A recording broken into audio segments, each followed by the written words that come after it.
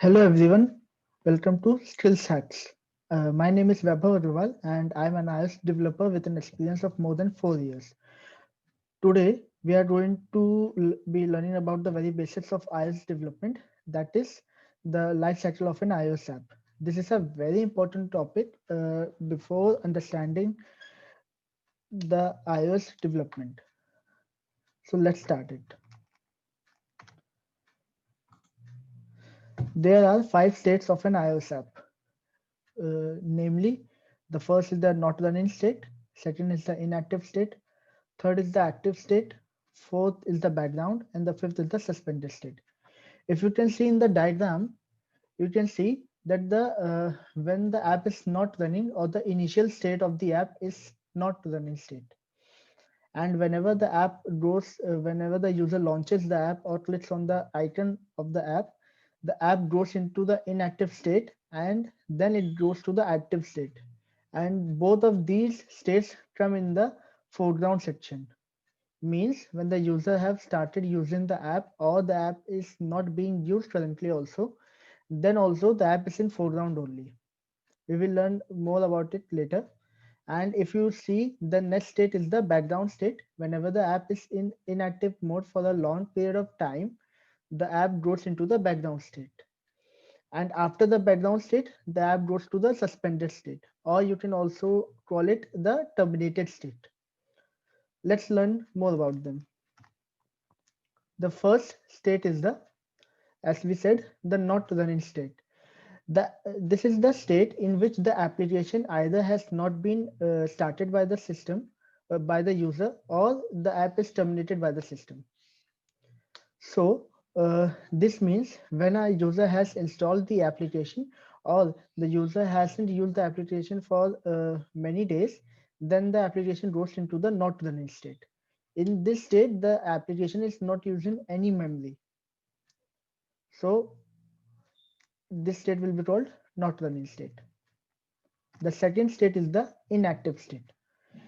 To understand the inactive state, you must have used any application, and whenever a video call or a normal phone call comes to your device, you would see that your app is active, but it is not being used. That is the inactive state. It is a very short transition state where the app is actually in the foreground, but it is not receiving any events.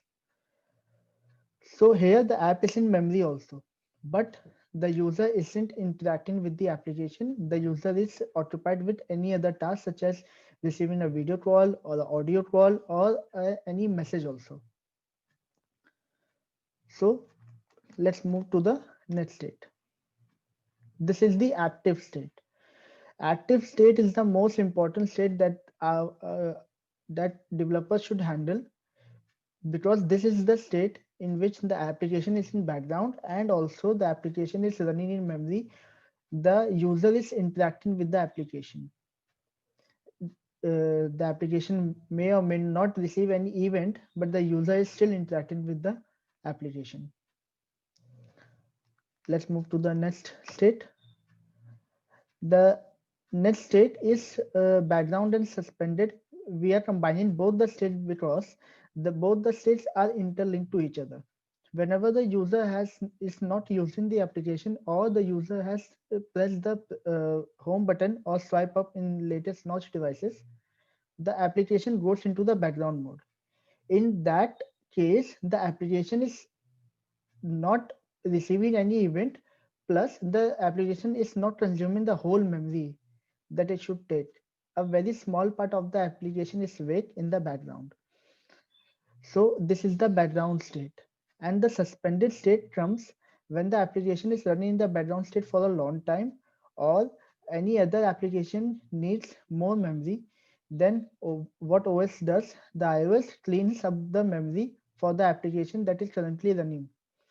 So our app may get suspended in this case. So this is the suspended case. And in suspended case, we do not receive any events. So thank you.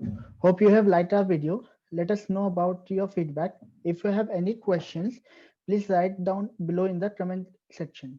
I will go through each question and answer them.